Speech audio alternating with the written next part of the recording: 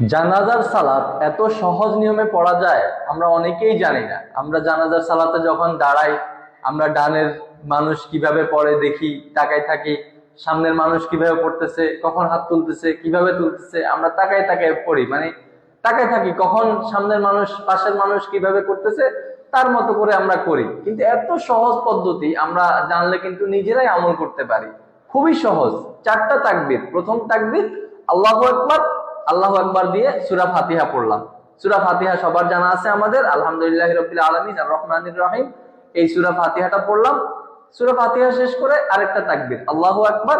আল্লাহু আকবার বলে দ্বিতীয় তাকবীর আল্লাহু আকবার বলে দুরূদ পড়ব। আল্লাহুম্মা সাল্লি আলা মুহাম্মাদিন ওয়া আলা আলি মুহাম্মাদ কামা সাল্লাইতা আলা ইব্রাহিম ওয়া আলা আলি ইব্রাহিম ইন্নাকা হামিদুম মাজিদ। দুরূদ পড়ব। দুই তাকবীর শেষ। এরপরে আরেক তাকবীর দিব আল্লাহু আকবার। তাকবীর দিয়ে মাইয়াতের জন্য, মৃত ব্যক্তির জন্য দোয়া করব। আল্লাহুম্মা গফির লিহাইয়িনা ওয়া মাইয়িতিনা, এই দোয়াটা পড়তে পারি। অথবা আল্লাহুম্মা গফির লাহু ওয়া রাহমা আলাইহি ওয়া আফিহি ওয়া আফু আনহু, এই দোয়া করতে পারি। যদি আরবি দোয়া আমাদের একেবারেই না জানা থাকে, আমরা বাংলাতে দোয়া করতে পারি। আল্লাহ আমার মুর্দা ভাইকে বা বোনকে আপনি ক্ষমা করেন, জান্নাতবাসী করেন, কবরের আযাব মাফ করেন, ভুল ত্রুটি মাফ করেন, এভাবে দোয়া করতে পারি। এরপরে দোয়া শেষে আল্লাহু আকবার বলে আবার তাকবীর দিয়ে আসসালামু আলাইকুম ওয়া রাহমাতুল্লাহ, তাকবীর দিয়ে সালাম একদিকেও ফেরাতে পারি, আবার দুই দিকেও ফেরাতে পারি, কোনো অসুবিধা নেই। খুবই সিম্পল।